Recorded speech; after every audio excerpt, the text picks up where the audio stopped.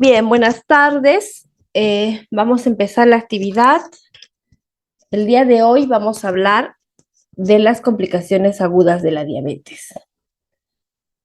Primero, ustedes como estudiantes deben recordar que la diabetes es una enfermedad crónica, la cual durante su evolución va a tener una serie de complicaciones, tanto agudas como crónicas, en situaciones en las cuales el paciente no tiene un buen control de la enfermedad o cuando hay alguna intercurrencia en el tiempo, ¿no? Esta enfermedad actualmente es considerada una de las otras pandemias junto con la obesidad, puesto que a nivel mundial aproximadamente el 10% de la población adulta tiene diabetes y en nuestro país más o menos el 8%. Sin embargo, en Lima pasa el 10%, de 10 a 12% de prevalencia, es decir, que de 10 a 12 adultos de cada 100 van a tener diabetes. Entonces, es muy importante que ustedes conozcan a profundidad esta enfermedad, ¿no? El día de ayer ya han hecho una clase sobre las partes generales de la diabetes y ahora vamos a ver las complicaciones agudas. Bien, entonces la diabetes va a generar dos tipos de complicaciones, las agudas y las crónicas. Las agudas son aquellas que se van a presentar en un momento dado y van a necesitar un tratamiento inmediato, las cuales se pueden resolver favorablemente en la mayoría de casos. En cambio, las complicaciones crónicas son aquellas que se van a dar en el tiempo y van a ser consecuencia de la hiperglicemia crónica con un daño permanente sobre algunos órganos, ¿no? Los órganos más frecuentes que va a afectar la diabetes en el tiempo y que por lo tanto va a generar complicaciones crónicas es a nivel cerebral, a nivel de los ojos, ¿no? A nivel de las mucosas, a nivel cardiovascular, renal, a nivel circulatorio, a nivel neurológico y a nivel de los pies, ¿no? Esos son los órganos más importantes. Eso lo van a ver probablemente en otra clase. El día de hoy solamente vamos a ver lo que se refiere a las complicaciones agudas. Estas complicaciones se definen como aquellas situaciones en las cuales el paciente con diabetes va a entrar en una situación de urgencia que requiere un tratamiento de inmediato. Sabemos por definición que la diabetes mellitus se caracteriza porque tiene los niveles de glicemia aumentados. Sin embargo, pueden haber estados críticos de los niveles de glucosa, lo que conocemos como hiperglicemia o hipoglicemia. La hiperglicemia se caracteriza por un aumento de los niveles de glucosa que cuando se descompensa puede generar estas dos complicaciones, la cetoacidosis diabética y la crisis o estado hiperglicémico hiperosmolar no cetósico. En ambos casos hay un aumento de la glicemia que genera una alteración en el medio interno. Esa es la diferencia de una hiperglicemia común. Si ustedes recuerdan, los niveles ideales en un paciente con diabetes en ayunas no debe pasar de 130 miligramos por decilitro y en el estado postprandial no debe pasar de 180. Sin embargo, hay situaciones en las cuales los niveles de glicemia aumentan mucho más por encima de estos valores y puede haber una hiperglicemia sin tener una alteración del medio interno, una simple hiperglicemia, ¿no? Por ejemplo, el paciente tiene 200, 250 de glucosa, sin que sea un estado crítico. Ya cuando tiene algunas otras características que las vamos a ver ahora, es cuando entra a la definición de complicación aguda de la diabetes. Y también tenemos el otro extremo, la hipoglicemia. La hipoglicemia se refiere a los valores disminuidos de glucosa. Entonces, Ahora vamos a revisar uno por uno estas complicaciones. Entonces, las crisis hiperglicémicas vamos a tener, como ya hemos mencionado, que son dos: la cetoacidosis diabética y el estado o coma, en algunos casos puede llegar al coma, hiperglicémico hiperosmolar. ¿Cuáles son los criterios diagnósticos de estas crisis? La cetoacidosis diabética, como su nombre lo indica, es un estado de acidosis metabólica que se caracteriza por la disminución de los niveles de pH. ¿No? Recuerden que el pH normal es 7.4 más menos 0.4, ¿no? El pH sanguíneo. Cuando este pH disminuye a menos de 7.3, entonces estamos hablando de un estado de acidosis. ¿Y por qué es metabólica? Porque también disminuyen los niveles de bicarbonato. Los valores de bicarbonato en promedio son 20 más menos 4, pero cuando está menos de 15 ya se indica que hay una disminución de este, y acompañado a la acidosis pues se conoce como acidosis metabólica. Además, los niveles de glicemia suelen estar por encima de 250 miligramos por decilitro. Puede ser 250 más. Y finalmente, hay la presencia de cuerpos cetónicos, tanto en orina como en plasma. Los cuerpos cetónicos se producen debido a la deficiencia de insulina, lo vamos a ver luego, que son el acetoacetato, el beta-hidroxibutirato y la acetona. Entonces, estos son los criterios diagnósticos para una cetoacidosis diabética.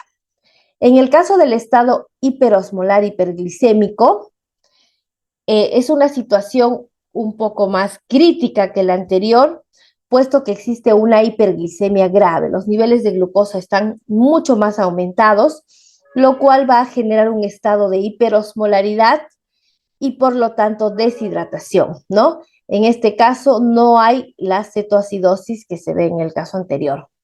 Entonces, el diagnóstico del estado hiperosmolar es cuando la glucosa supera los 600 miligramos por decilitro y la osmolaridad plasmática supera los 330 miliosmoles por kilo, ¿no? Para recordar, los valores normales de osmolaridad plasmática fluctúan entre 285 a 295 miliosmoles por kilo o por litro. Estas dos patologías son las endocrinopatías más frecuentes que observamos y que requieren el ingreso a una unidad de cuidados intensivos. Entonces, como ustedes pueden ver, son situaciones realmente críticas, ¿no? En cuanto a la incidencia, vamos a ver que la cetoacidosis diabética se presenta de 4 a 8 casos por cada 1000 pacientes con diabetes en un año. El estado hiperosmolar es menos frecuente, uno o menos de un paciente por cada 1000 personas diabéticas al año. No son muy frecuentes, pero cuando se presentan sí son situaciones críticas. En cuanto a su mortalidad, vamos a ver que menos del 2% de la cetoacidosis, ¿no?, va a producir mortalidad, y es más frecuente en ancianos y en pacientes que tienen otras comorbilidades aparte de la diabetes. Pacientes con enfermedades cardiovasculares, con cáncer o hipertensiones no controladas, entonces ahí aumenta la mortalidad. En el caso del estado hiperosmolar, que es una situación más crítica, la mortalidad es mayor, más o menos de 11 a 12%. Y obviamente igual, ¿no? Es mayor, más frecuente en pacientes adultos mayores por encima de 65 años o cuando tienen comorbilidades, tienen hipotensión y coma.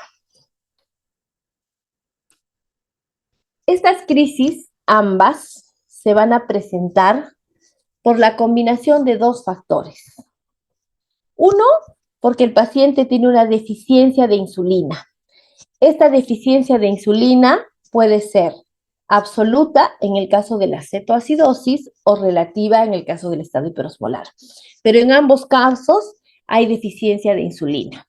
Para recordar, la función de la insulina es favorecer el ingreso de la glucosa dentro de las células.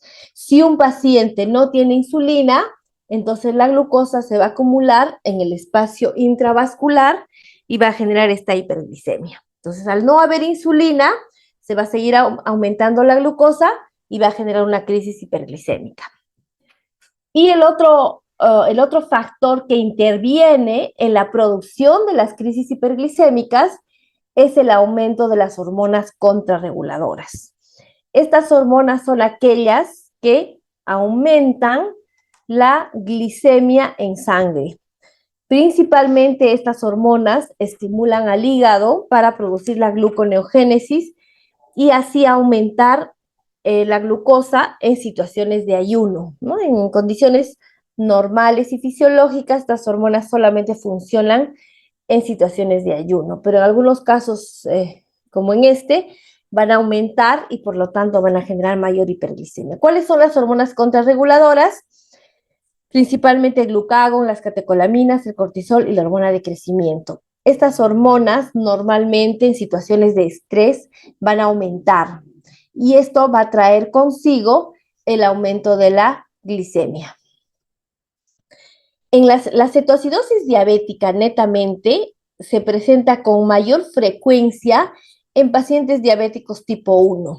Sabemos que la diabetes tipo 1 es una enfermedad en la cual no existe síntesis de insulina. El paciente no tiene la capacidad de sintetizar la insulina y por lo tanto, pues en una descompensación, lo primero que se va a presentar es una cetoacidosis por falta de esta insulina.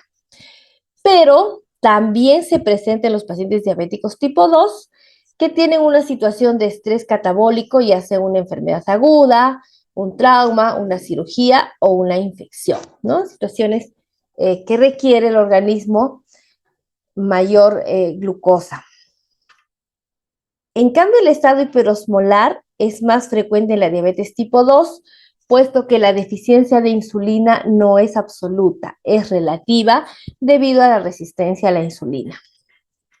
En ambos, tanto en la cetoacidosis como el estado hiperosmolar, tienen que haber factores desencadenantes. ¿Qué es lo que van a generar la presencia de estas crisis? En general, el factor más común es la infección.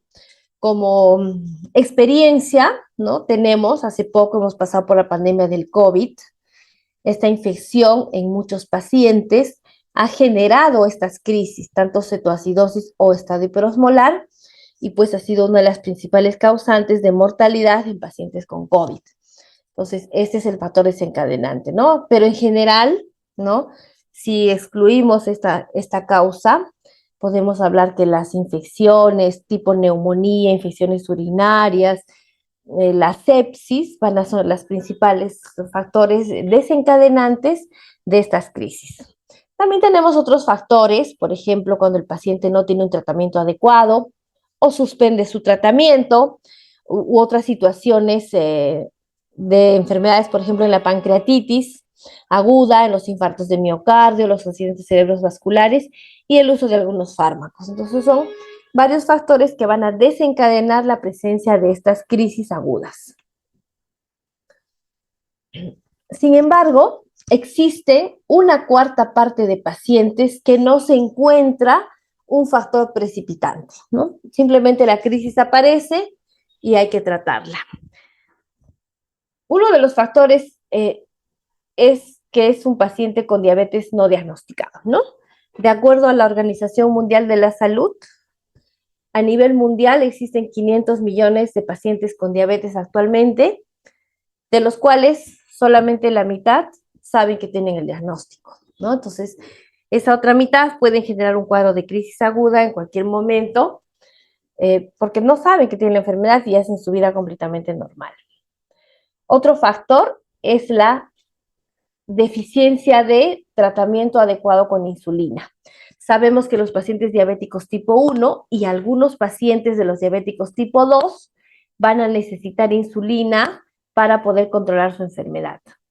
Cuando no se administra esta insulina adecuadamente o la dosis es menor, también es otro factor predisponente.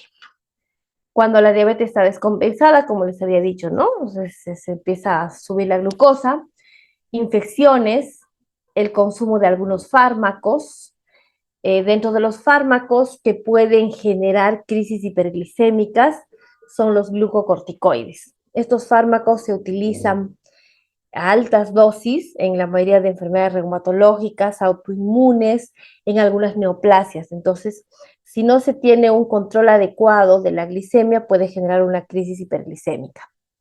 También cuando hay un estrés muy alto, por ejemplo, en una cirugía, en un trauma, ¿no? El consumo excesivo de alcohol, el embarazo y las enfermedades cardiovasculares como los infartos y los accidentes cerebrovasculares. También existe una combinación de ambas crisis, es decir, no son excluyentes una de la otra. Más o menos del 100% de las crisis hiperglicémicas, solamente el 22% aproximadamente es una cetoacidosis diabética pura. Solamente tiene el pH bajo, el bicarbonato bajo, pero no llega al estado hiperosmolar, ¿no? Esto se debe a una deficiencia absoluta de insulina de comienzo rápido. Luego tenemos que el 45% hacen estado hiperosmolar puro, es cuando el comienzo de la hiperglicemia es lenta y se debe a un déficit parcial de insulina. Y hay una combinación, o sea, un estado mixto de ambos en el 32% de los casos. Tienen criterios tanto de cetoacidosis como de estado hiperosmolar.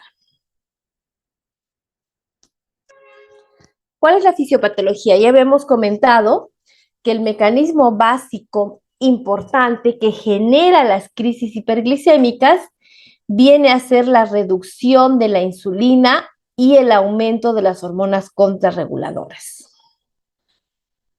¿no? En el caso de la cetoacidosis, como hay una deficiencia absoluta, una deficiencia total y completa de insulina, eso va a favorecer a la lipólisis. Es decir, ¿qué es la lipólisis? La liberación de los ácidos grasos desde el tejido graso hacia el torrente sanguíneo. Entonces, este tejido graso va a hacer que se aumenten los ácidos grasos a nivel circulatorio. Estos ácidos grasos normalmente se deben metabolizar en el hígado. Sin embargo, es tal la cantidad de ácidos grasos que se libera que el hígado va a generar un mecanismo de escape, ¿no? Y se va a oxidar a los cuerpos cetónicos. Normalmente los cuerpos cetónicos después son eliminados, pero como hay gran cantidad, esto va a generar la cetogénesis y por lo tanto la acidosis metabólica. Esta es la explicación por la cual en la acidosis metabólica, pues la cetoacidosis, va a haber presencia de cuerpos cetónicos. En el estado hiperosmolar, en cambio, hay insulina, poco, pero hay, entonces no es una deficiencia absoluta, es una deficiencia relativa de insulina. Esto evita que haya cetosis, porque al haber algo de insulina no hay lipólisis, pero eso hace que el cuadro clínico se prolongue mucho más y la hiperglicemia aumente a niveles mucho más elevados, lo cual obviamente va a generar hiperosmolaridad, deshidratación, ¿no? Por poliuria, porque el paciente va a empezar a miccionar en grandes cantidades, no solamente va a eliminar agua, sino también electrolitos. Entonces el paciente va a entrar en un cuadro de deshidratación severa, lo cual puede llevar a un coma. Entonces, la deficiencia absoluta de insulina, ya hemos mencionado, va a generar la lipólisis. Esta lipólisis va a aumentar la cantidad de ácidos grasos que van a llegar al hígado y este hígado va a producir cetogénesis. La cetogénesis va a ser, digamos, compensada por la reserva alcalina. La reserva alcalina está dada por el bicarbonato. Entonces, el bicarbonato se va a consumir para tratar de contrarrestar la cetogénesis. Y al disminuir el bicarbonato, pues vamos a tener una cetoacidosis, ¿no? Con el pH bajo y por lo tanto el bicarbonato bajo. Además, este exceso de ácidos grasos libres en el hígado va a favorecer la síntesis de triglicéridos, lo cual va a generar hiperlipidemia. Luego vamos a ver, ¿no? Que al aumentar las hormonas contrarreguladoras, es decir, el glucagón, las catecolaminas, el cortisol, la hormona de crecimiento, esto va a hacer que se disminuya la síntesis de proteínas y aumente la proteólisis, de tal manera que aumente la concentración de aminoácidos a nivel plasmático. Sabemos que cuando se degradan las proteínas, ¿no? Por la proteólisis van a liberar aminoácidos.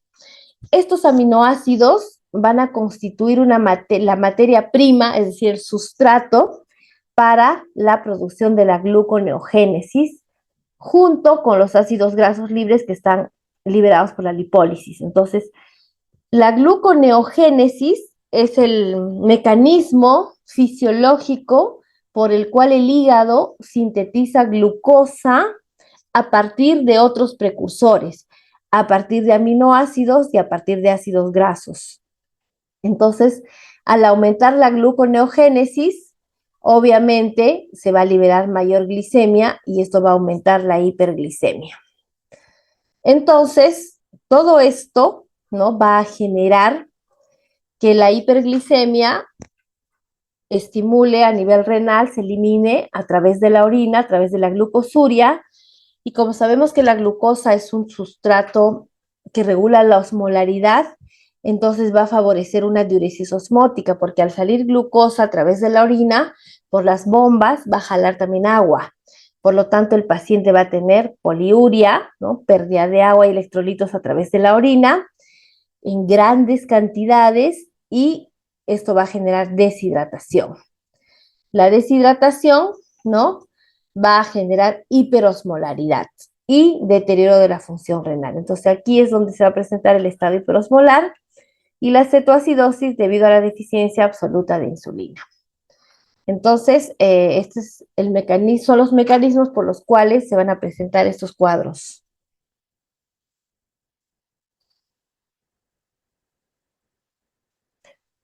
¿Por qué hay deficiencia, no? Cuando hay deficiencia en la diabetes tipo 2, asociado a algunos fármacos o algunas situaciones, como por ejemplo la fenitoína, las tiazidas, enfermedades del páncreas, etcétera. Entonces, esto, asociado al aumento de las hormonas contrarreguladoras, va a hacer que no se utilice la glucosa y haya mayor síntesis de glucosa, ¿no? ¿Por qué aumenta las hormonas contrarreguladoras? Son mecanismos de compensación frente a situaciones de estrés, como ya hemos mencionado, infecciones, estrés, cirugía, ACV, infarto de miocardio o exceso de carbohidratos. Por ejemplo, cuando a un paciente se le administra nutrición parenteral. Entonces, en todas esas situaciones se va a ver la hiperglicemia, que va a generar hiperosmolaridad. La osmolaridad del plasma va a estar aumentada. Esta hiperosmolaridad va a generar, uno, que haya una hiperviscosidad sanguínea, es decir, que la sangre esté más densa y esto puede favorecer las trombosis, ¿no? Esta es una de las causas principales por qué el estado hiperosmolar genera alta mortalidad a diferencia de la cetoacidosis. El paciente entra en coma, también hay deshidratación, insuficiencia renal que empeora la acidosis y esta deshidratación va a generar pues un shock hipovolémico.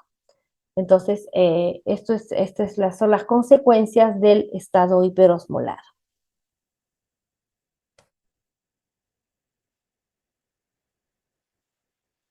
¿Cuál es el cuadro clínico? En la cetoacidosis diabética, los signos y síntomas van a ser muy rápidos, van a aparecer en menos de 24 horas. El paciente va a presentar rápidamente poliuria, polidipsia, baja de peso muchas veces, náuseas, vómitos, deshidratación y astenia. Va a haber dolor abdominal, respiración de Kussmaul. Esta respiración de Kussmaul se caracteriza porque es una respiración con esfuerzo, ¿no? Es una respiración profunda y rápida. Además va a haber taquicardia e hipotensión.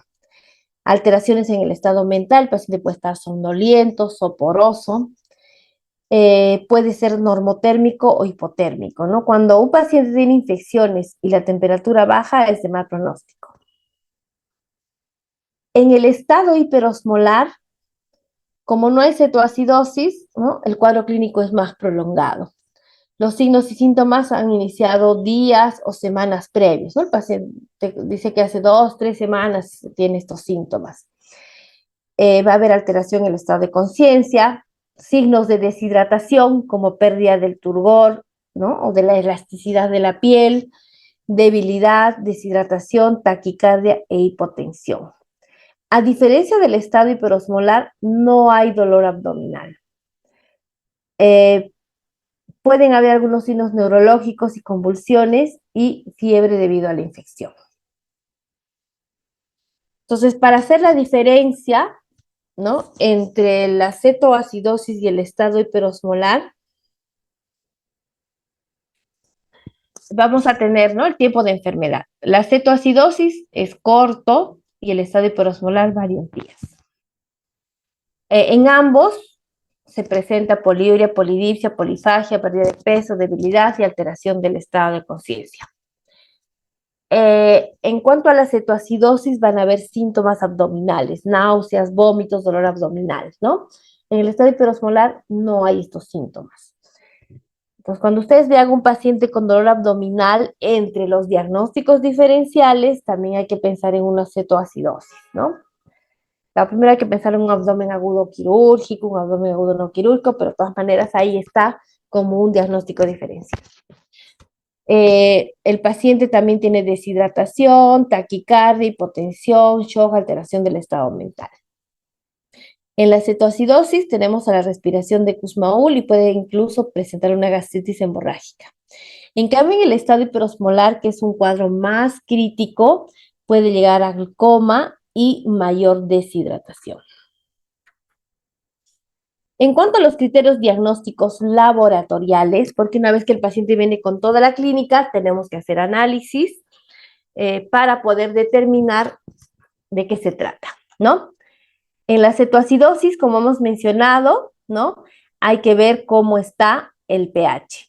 En ambos cuadros tenemos que hacer siempre un dosaje de gases arteriales para poder determinar el pH y el bicarbonato. No solamente en gases arteriales se puede determinar estos dos valores. En la cetoacidosis puede ser leve, moderada o severa. En todos los casos, los niveles de glucosa están por encima de 250, a más, ¿no? Puede ser valores mayores. El pH, de acuerdo al grado, no va a ser muy intenso. En grado leve, el pH de 7.25 a 7.30. En el moderado, de 7 a 7.24. Y en el severo, menor de 7, ¿no? Es una cetoacidosis ya bastante delicada. Igualmente el bicarbonato. En el leve está de 15 a 18, en el moderado de 10 a menos de 15 y en el severo menos de 10. En ambos, en los tres, vamos a tener presencia de cuerpos cetónicos, tanto en orina como en plasma. Y la osmolaridad plasmática también va a ser variable de acuerdo a los niveles de glucosa. Obviamente, a mayor glucosa, mayor osmolaridad. Y también aquí tenemos que calcular el anion gap, ¿no? El anion gap, que se llama también la brecha aniónica, que viene a ser la diferencia entre las cargas positivas y cargas negativas a nivel de un líquido, en este caso del plasma. Lo normal es que esté menos de 10.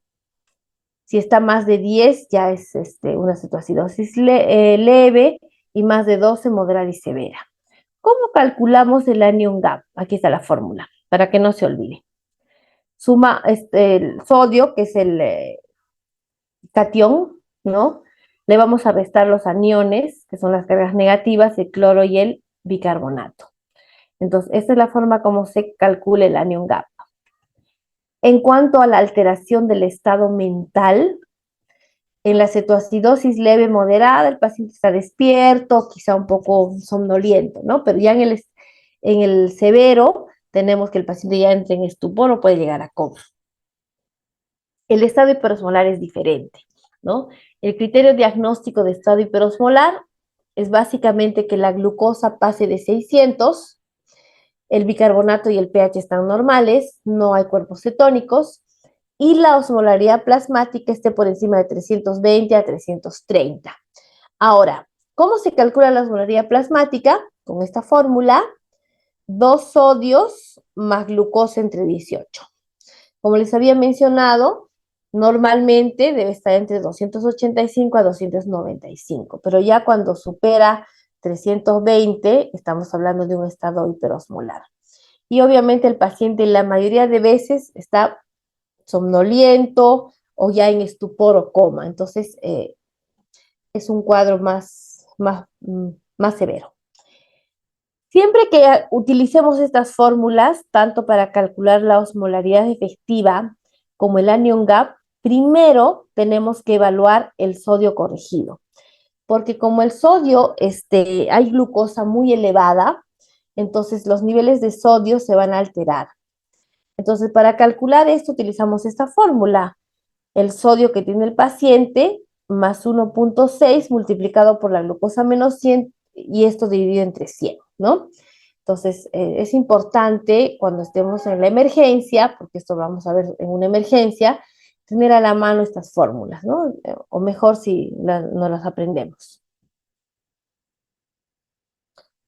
Bien, entonces cuando viene un paciente con un cuadro clínico de una crisis hiperglicémica, va a venir y va a llegar y va a decir, bueno, si no es el paciente, su familiar, va a decir, pues ha estado orinando mucho, está tomando mucho líquido, está somnoliento, ahora ya de repente ya está en coma, no responde, o el mismo paciente también nos puede contar, ¿no? Está deshidratado. Entonces, inmediatamente el paciente viene con ese cuadro clínico, debemos sospechar que estamos frente a una crisis hiperglicémica, sea o no el paciente con diabetes conocida o diabetes no conocida, ¿no? Entonces, inmediatamente no hay que olvidarse de estos síntomas: poliuria, polidipsia, baja de peso, somnolencia, deshidratación. Inmediatamente, así con carácter de urgencia, cuando ustedes hagan su internado, van a ver esto, hay que solicitar la glucosa inmediatamente, ¿no? Actualmente tenemos los glucómetros que miden la glucosa en 5 segundos. Si tienen a la mano un glucómetro, excelente. Y si no, hay que pedir en laboratorio. Igual, el laboratorio procesa una muestra de glucosa, dependiendo del laboratorio, puede hacerlo en media hora, 10 minutos, ¿no? Entonces, rápido. Y evaluar si hay cuerpos cetónicos en sangre y en orina. Sobre todo en orina es más fácil. Cuando ustedes hacen un examen de orina y les ponen, ¿no?, el resultado, cuerpos cetónicos positivos, negativos, ya nos hacen sospechar. Entonces, una vez que vemos que la glucosa está alta, entonces hay que pedir electrolitos, urea y creatinina, ¿no? Los electrolitos para ver el sodio, el potasio, el cloro, para calcular nuestras fórmulas, y la uricreatinina para calcular, ver la función renal. Obviamente los gases arteriales, donde vamos a poder encontrar, pues, cómo está el pH, cómo está el bicarbonato principalmente. Un hemograma nos ayuda mucho a ver si hay una sospecha de infección, ¿no? Aunque a veces el hemograma en una deshidratación también puede estar alterado solo por la deshidratación, pero es importante hacerlo. Y en caso que se sospeche que el paciente tiene una infección importante al punto que le lleva a una crisis hiperglicémica, se podría pedir cultivo de algunas de las secreciones, ¿no? Pero eso ya es a criterio. Entonces, cuando nosotros vemos a un paciente, número uno, hay que ingresar a una unidad de shock trauma o de cuidados intensivos o intermedios, por lo menos. ¿Por qué? Porque el paciente requiere un monitoreo continuo. No es un paciente que viene y lo dejamos en su cama ahí y que esté esperando, no. Necesita medir la glucosa cada hora al principio. Si la glucosa estaba en 800, tengo que estar midiendo cada hora, porque si no, el paciente puede empeorar. Una vez que ya se controla, puede ser cada 2 horas y después, ¿no? Si va mejorando, cada 4 a 6 horas. Igualmente, los electrolitos y los gases arteriales se deben medir por lo menos cada 4 a 6 horas, ¿no? Viendo siempre cuál es la situación del paciente. Entonces, un paciente que llega a la emergencia con este cuadro clínico y una vez que le hacemos el diagnóstico, requiere un monitoreo continuo.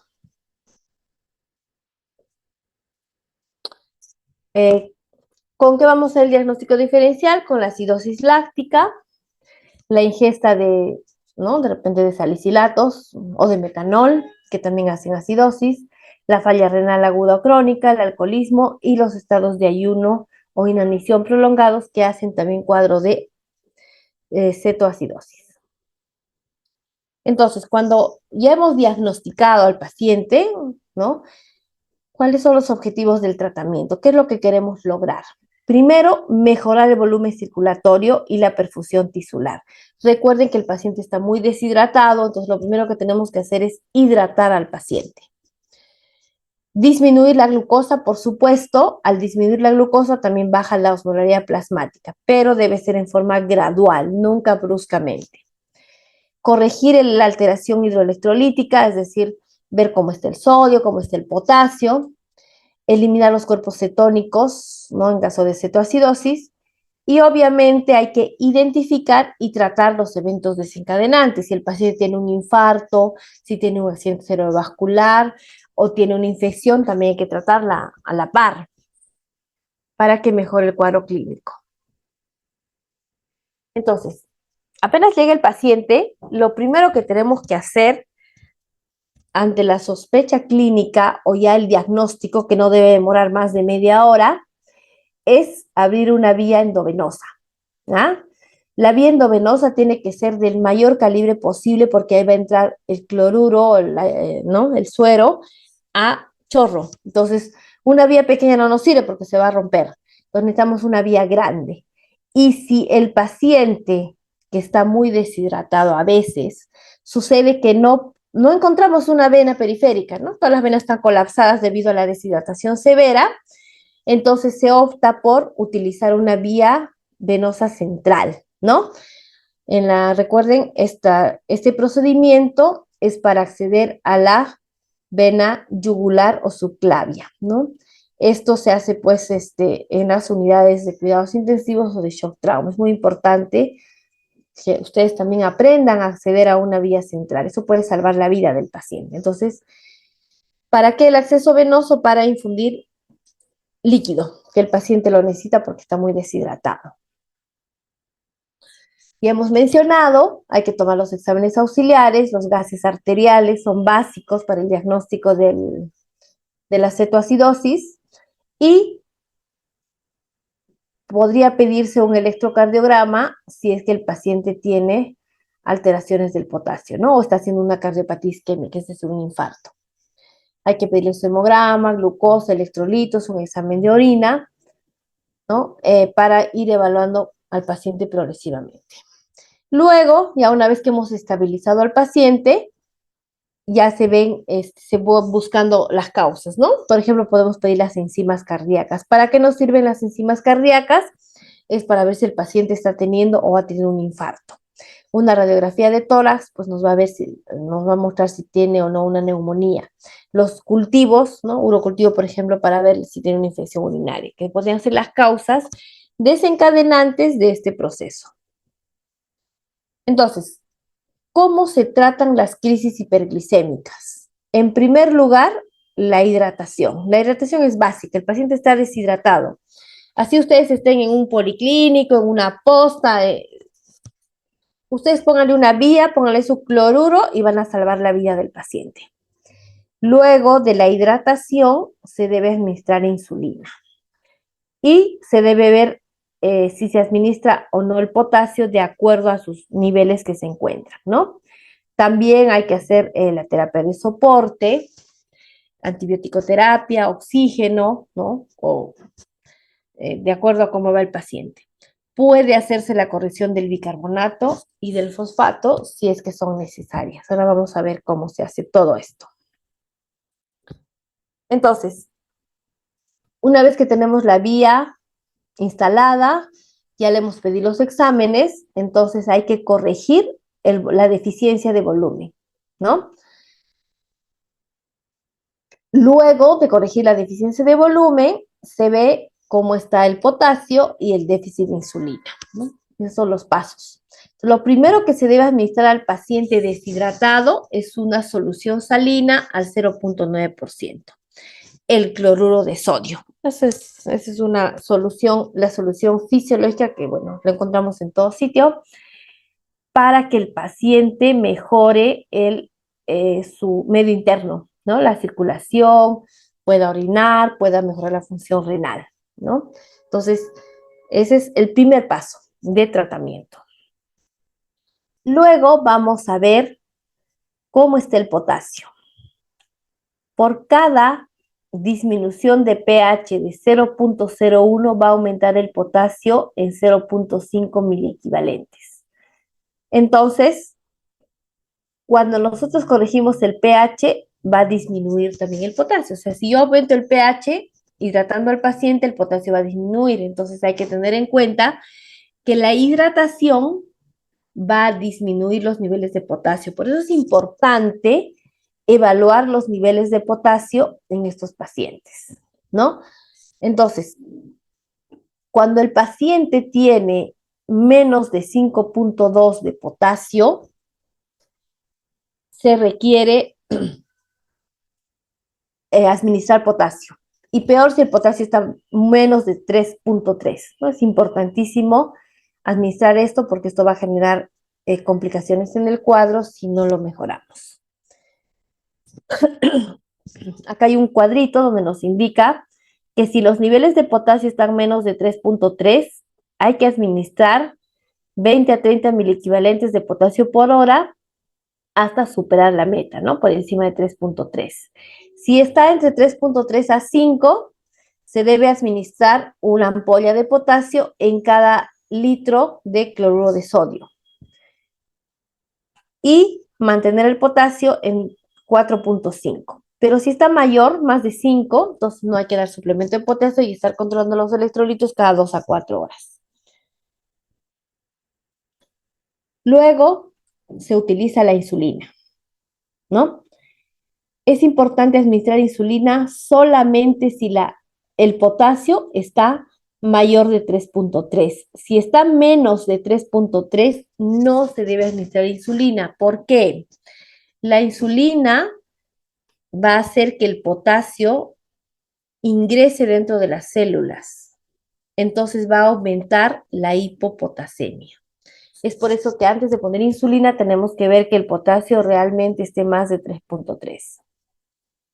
La recomendación al utilizar insulina es que se debe disminuir la glucosa entre 50 a 70 miligramos por hora. O sea que la disminución debe ser progresiva hasta que la glucosa se normalice, hasta que disminuya el anion gap y mejore disminuya los cuerpos cetónicos. ¿Qué insulina se recomienda utilizar? Las insulinas de acción corta o de acción rápida, ¿no? La insulina de acción rápida, la más conocida, la que más se utiliza, es la insulina cristalina. Pero también podemos utilizar la insulina ultra rápida, por ejemplo, la insulina Lispro, y estas insulinas se deben administrar por vía endovenosa.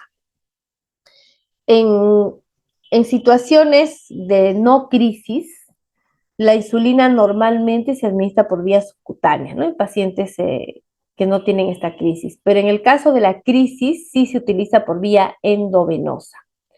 Para administrar la insulina por vía endovenosa se requiere este aparatito que se llama bomba de infusión, porque esta bomba de infusión va a regular el goteo exacto de cuánto de insulina debe ingresar, porque si se administra más insulina muy rápido, el paciente va a bajar rápidamente la glucosa y va a empeorar el cuadro clínico y puede llegar a una hipoglicemia. Y si no se administra mucho, el paciente no va a mejorar y el cuadro clínico va a empeorar. Entonces, por eso se requiere esta bomba de infusión. Esta está en todas las emergencias, todas las unidades de cuidados intensivos, hay estas bombas de infusión. Entonces, para eso se prepara una infusión de insulina, ¿no? La cual pues nos va a favorecer que cada mililitro de infusión tenga una unidad de insulina. Es mucho más fácil esto para poder contabilizar cuánto de insulina se le está administrando al paciente.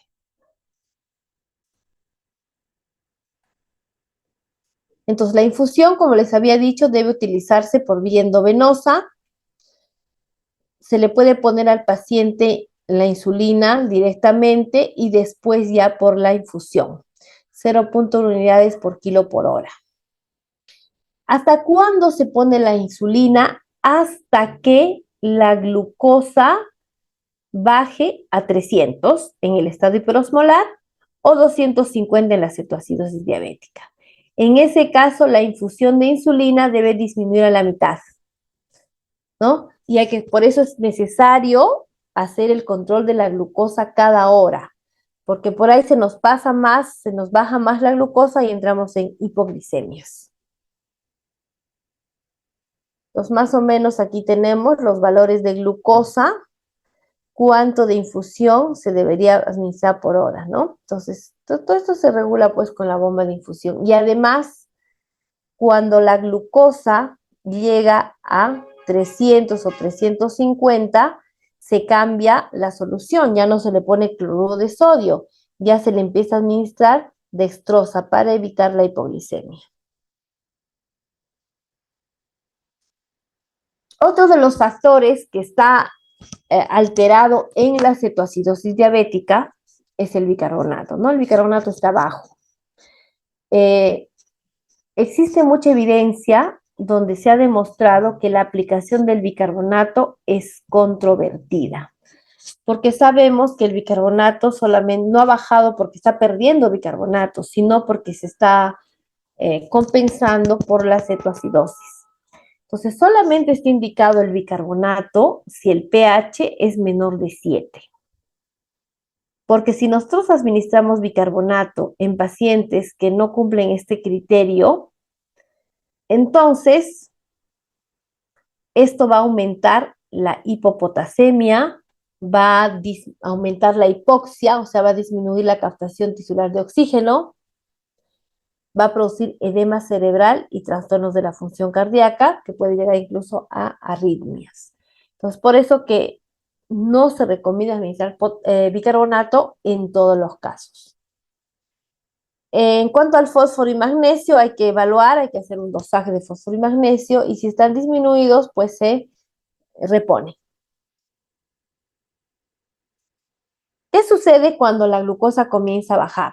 ¿No? Como ya les había mencionado.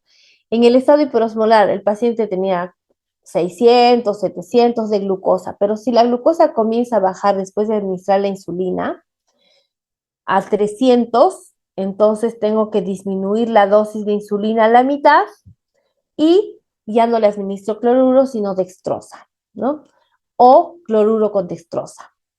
Y debo mantener la glucosa entre 200 a 300. En el estado cetoacidótico, cuando la glucosa ya baja de 200, hacer lo mismo, ¿no? Bajar la dosis de insulina y añadir dextrosa y mantener la glucosa entre 150 a 200. O sea, es un proceso que hay que disminuir progresivamente.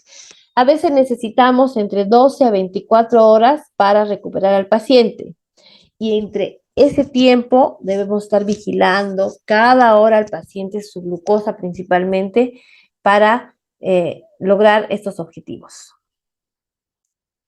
Aquí tenemos un resumen, ¿no?, de cómo es el manejo de la cetoacidosis diabética, ¿no? Al inicio, no se olviden, hay que evaluar al paciente, iniciar líquidos endovenosos. Lo primero que deben hacer con el paciente es administrar 1 litro de cloruro de sodio a chorro durante la primera hora, ¿no? Le abren una vía y que entre todo el litro durante la primera hora. Después de eso, ahí sí van a evaluar el estado de hidratación. Si el paciente está en shock hipovolémico, hay que administrar cloruro de sodio y expansores del plasma al 9 por 1000, ¿no?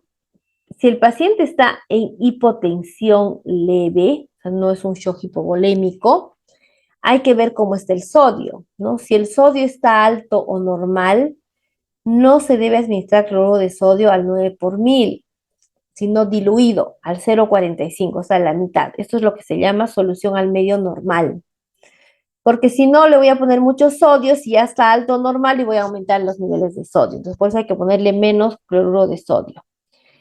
Pero si el sodio está bajo, sí hay que ponerle cloruro de sodio al 0,9%.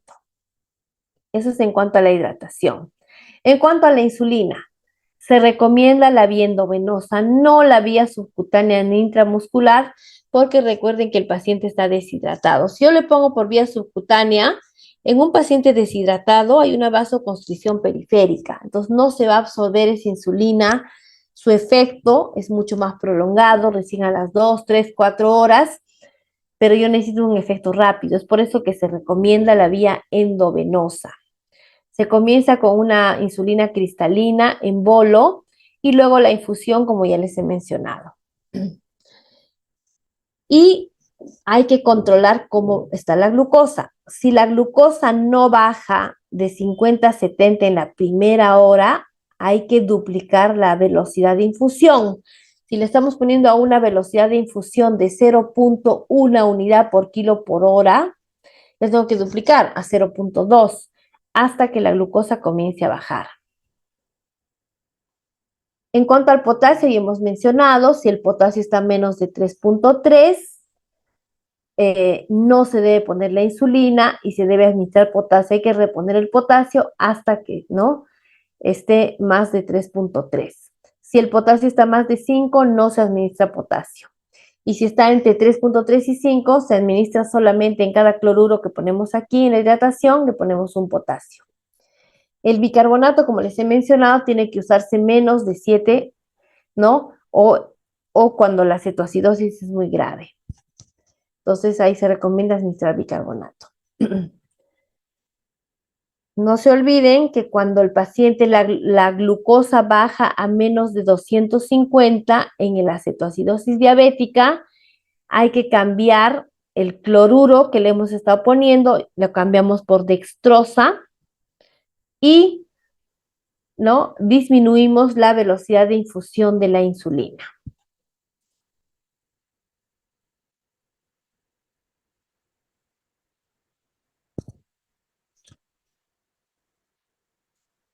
En el caso del estado hiperosmolar, es muy parecido. Los líquidos endovenosos son muy importantes. Recuerden que el paciente está más deshidratado que en la cetoacidosis, entonces hay que evaluar siempre, administrar mayor cantidad de volumen, siempre teniendo cuidado, no hay que excederse tampoco. La insulina igualmente por vía endovenosa, porque el paciente está tan deshidratado que por vía subcutánea o intramuscular no va a hacer efecto la insulina. Y el potasio igualmente, son los mismos criterios que en la cetoacidosis. En este caso no hablamos del bicarbonato porque en el estado hiperosmolar no está alterado el bicarbonato.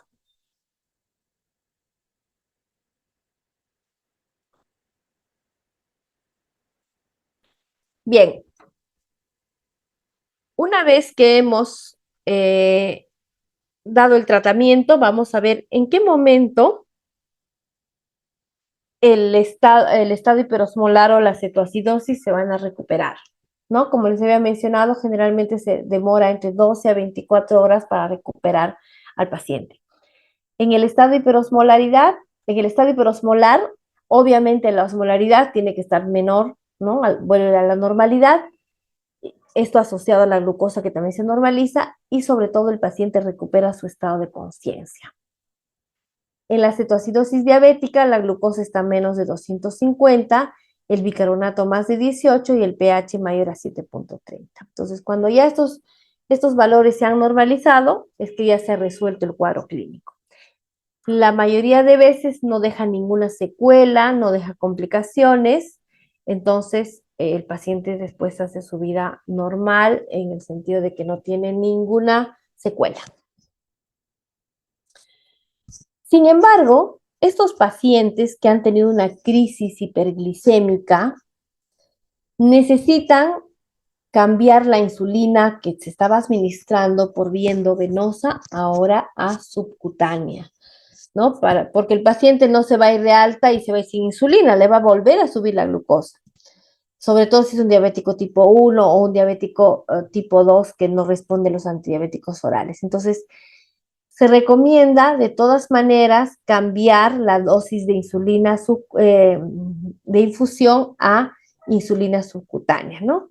Entonces, para eso, pues hay una formulita, se calcula cuánto de insulina ha utilizado en las últimas 24 horas o en las últimas 6 horas se multiplica por 4 y de eso se recomienda administrar el 80%, o sea, se le resta el 20%, ¿no? Para cambiar de insulina subcutánea, de insulina endovenosa a subcutánea. Existen varios tipos de insulina subcutánea, tenemos las insulinas de acción lenta y las insulinas de acción rápida. Dentro de las insulinas de acción lenta tenemos a la NPH, glargina o detemir, y las insulinas de acción corta tenemos a la cristalina, asparo, lispro, ¿no? Entonces tenemos que intercalar entre ambas insulinas. Bueno, ese es otro tema que ya se ha visto en lo que es tratamiento de la diabetes, ¿no? Pero más o menos esa es la idea.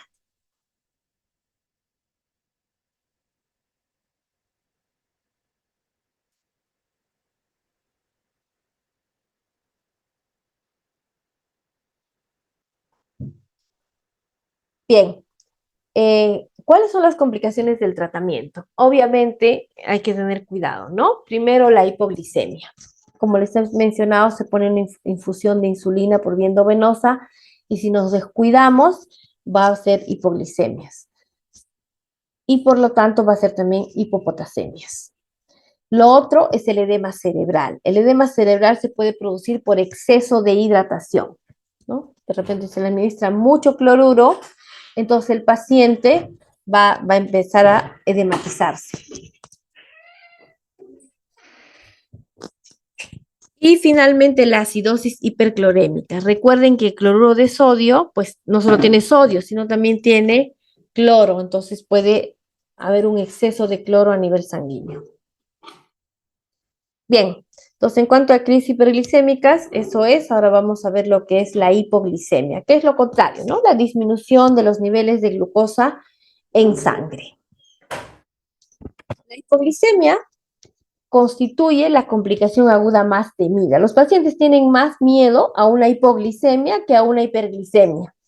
Primero, porque el paciente diabético, entre comillas, está acostumbrado a que se le suba la glucosa. Bueno, si no hace una crisis, a veces le sube a 200, a 300, a 400 y el paciente está caminando como si nada, no le pasa nada.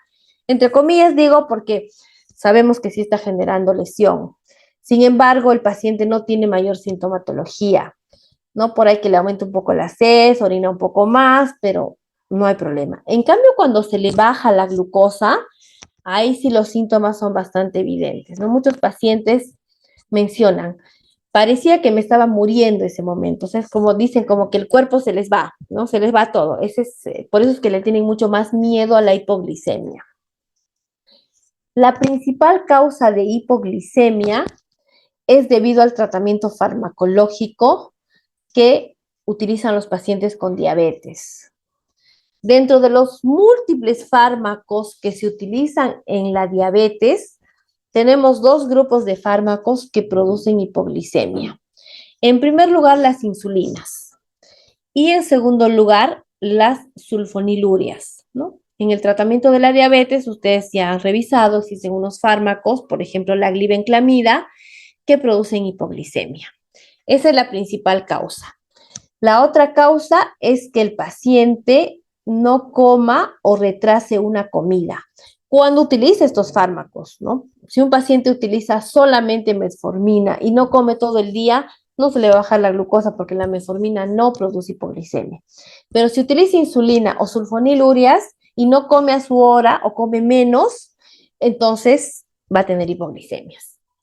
O cuando hace ejercicios que normalmente no hacía y sigue utilizando la misma dosis de insulina, por decir, ¿no? El paciente se pone su insulina y de pronto se le ocurre ir a correr, lo que nunca hacía, entonces obviamente se le va a bajar la glucosa porque está gastando más glucosa en el ejercicio. Entonces, esas son las causas de hipoglicemia en los pacientes con diabetes. La Asociación de Diabetes Americana define a la hipoglicemia cuando los valores de glucosa están menos de 70.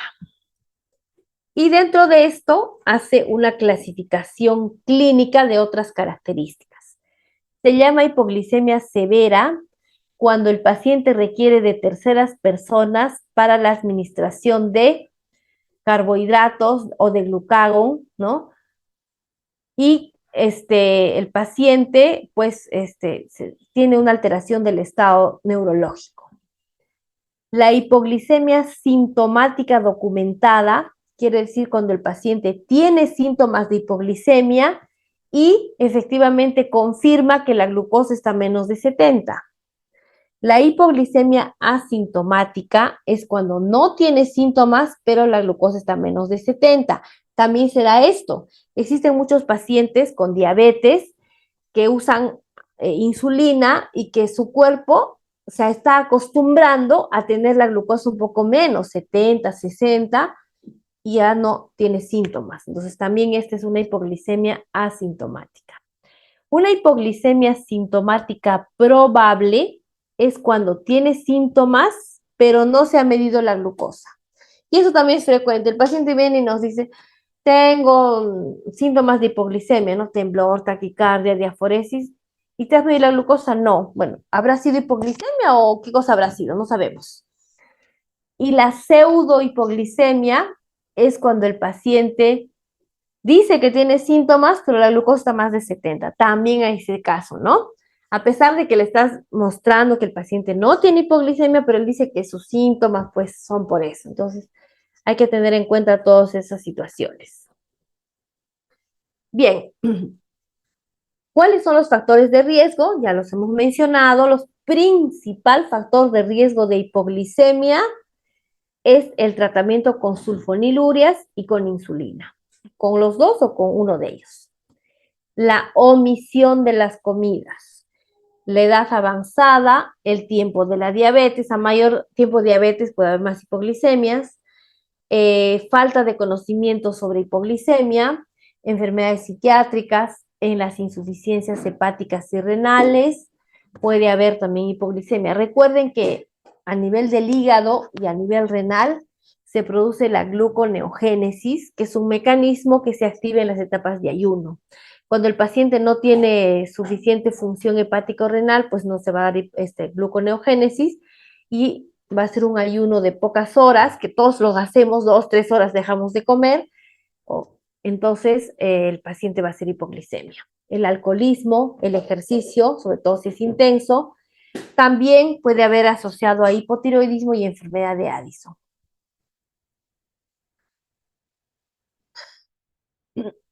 Los fármacos que producen hipoglicemia, ya lo hemos mencionado, insulina y sulfonilurias, que son los secretagos de insulina, el alcoholismo, en situaciones críticas como enfermedad renal o hepática, deficiencia de las hormonas, el cortisol en la enfermedad de Addison, la epinefrina, bueno, ¿no? Eso es en la diabetes. Tumores de células de no islotes, por ejemplo, los glucagonomas.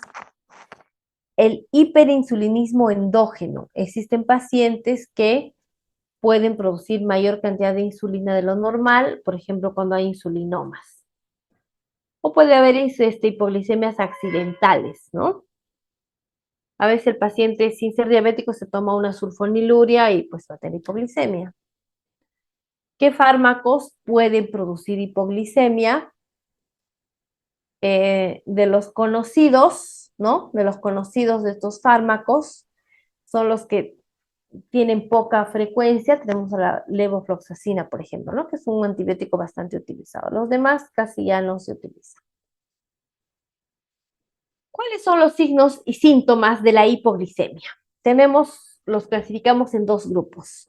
Los síntomas neurogénicos o autonómicos, cuando los niveles de glucosa están menos de 60. Cuando están menos de 70, casi el paciente no siente nada, pero si está menos de 60, empiezan estos síntomas, ¿no? Que a su vez se van a clasificar en los síntomas adrenérgicos mediados por catecolaminas, ¿no? Cuando la glucosa empieza a bajar, inmediatamente las catecolaminas aumentan como un mecanismo de compensación y obviamente van a generar palpitaciones, palidez, temblores. Y los síntomas colinérgicos mediados por acetilcolina, como la sudoración y las parestesias. Y los síntomas neuroglucopénicos son aquellos que van a presentarse cuando la hipoglicemia ya es detectada por el cerebro. Sabemos que el cerebro se alimenta de glucosa. Entonces, cuando los niveles de glucosa están menos de 50, y empiezan a haber alteraciones neurológicas como trastornos de la conducta. Los pacientes comienzan con habla incoherente, se empiezan a disvariar, no saben dónde están, se desubican, ¿no? Hay cefalea, confusión. Si esto se agrava, hay convulsiones y pérdida de conocimiento, ¿no? Incluso puede llegar a la muerte. Entonces aquí vamos a tener, ¿no? Los síntomas autonómicos, adrenérgicos, temblor, ansiedad, palpitaciones, colinérgicos, sudoración, hambre, parestesias. En este caso, se presenta cuando las hipoglicemias son bruscas, ¿no? Pero por eso es que se reconoce más rápidamente. En cambio, cuando las hipoglicemias ya son repetidas, ¿no? Son hipoglicemias persistentes, entonces el paciente ya no va a tener los síntomas autonómicos, de frente va a empezar con los síntomas neuroglucopénicos, ¿no? Alteraciones en el estado mental, cefalea, confusión, somnolencia, visión borrosa, cambios en el comportamiento, convulsiones, coma.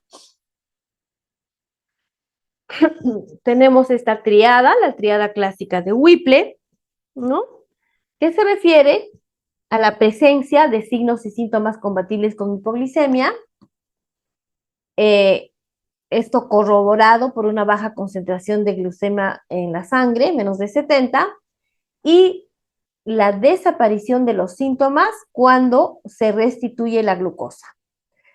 Entonces, a veces tenemos pacientes con signos y síntomas y no tenemos cómo medir la glucosa. Y como es una emergencia, el paciente inmediatamente comienza a comer azúcar y se normaliza, desaparecen los síntomas. Entonces, estamos confirmando clínicamente que fue una hipoglicemia.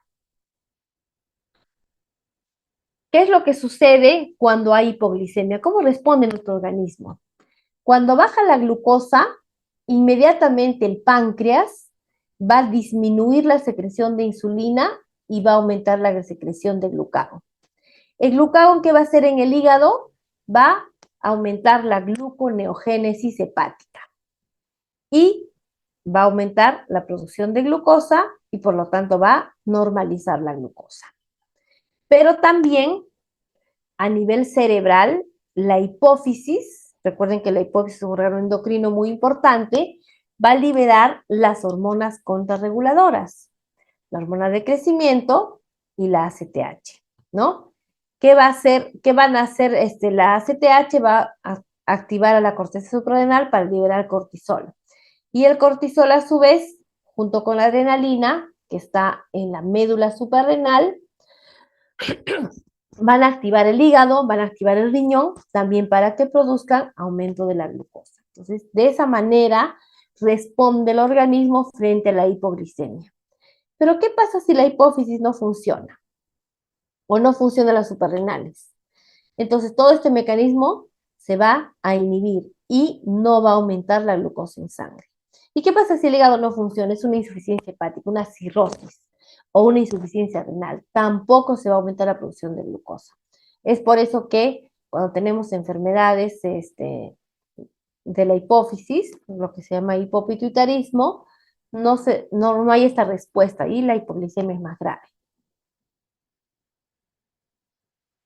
¿Qué es lo que va a generar la hipoglicemia? La hipoglicemia no solamente es que se le baja la glucosa y el paciente se siente mal, sino va a generar daño endotelial, ¿no? Va a generar disfunción endotelial, va a producir disminución de la vasodilatación, por lo tanto va a ser una arteria más resistente, puede generar cuadros de hipertensión. Luego va a producir un aumento de los factores de inflamación, como la proteína C reactiva, el factor de crecimiento endotelial, la interleuquina 1. Esto va a favorecer la activación de los neutrófilos, activación plaquetaria y por lo tanto va a producir alteraciones en la coagulación. Todo esto puede generar entonces aterosclerosis. Y también a nivel del ritmo cardíaco va a generar alteraciones, ¿no? en el ritmo y esto puede generar arritmias con mayor mortalidad cardíaca. Entonces, la hipoglicemia a la larga va a generar una serie de alteraciones que van a aumentar la mortalidad. Del 6 al 10% de muertes en diabetes tipo 1 es por hipoglicemia. Recuerden que el diabético tipo 1 utiliza insulina a altas dosis y a veces esto puede generar muchas hipoglicemias y genera mortalidad. En la diabetes tipo 2, más o menos, ¿no? El 10% utilizan sulfonilurias y las sulfonilurias, ¿no? Dentro de estos, la glibenclamida, producen mucha hipoglicemia. ¿Por qué se producen las muertes por hipoglicemia? Por repolarización cardíaca y arritmias ventriculares, ¿no?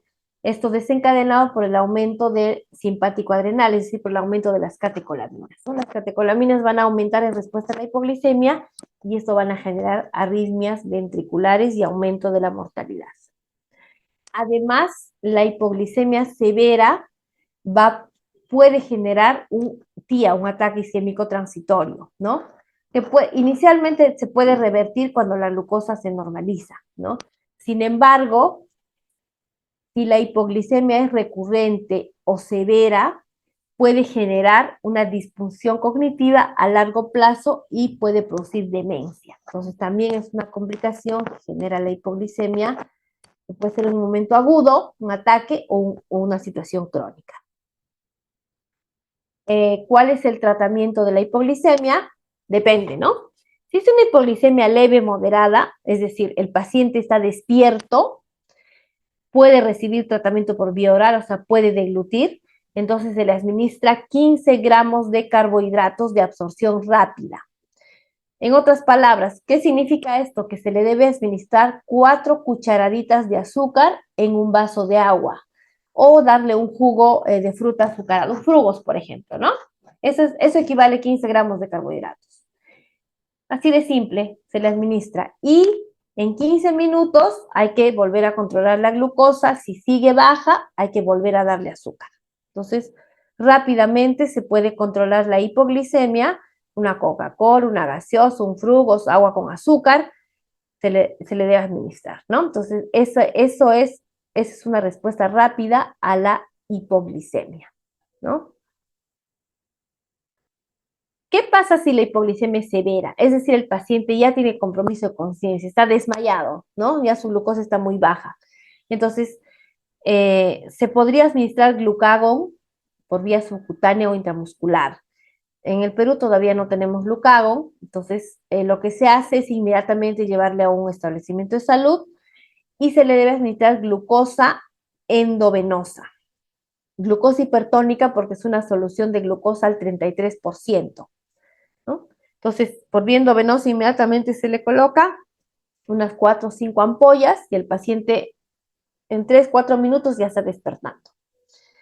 Una vez que la hipoglicemia se ha recuperado, hay que darle carbohidratos complejos, ¿no? O sea, ya le hemos dado su agua con azúcar, ya despertó, ya reaccionó, ya está mejor, o le hemos puesto glucosa endovenosa, pero la hipoglicemia puede volver a aparecer, entonces el paciente tiene que empezar a comer, ¿no? Carbohidratos complejos y ver por qué se produjo la hipoglicemia para evitar que se vuelva a repetir. Bien, hasta ahí es la exposición de las crisis agudas. Muy bien, entonces eso sería todo. Conmigo será hasta otra oportunidad. Buenas tardes.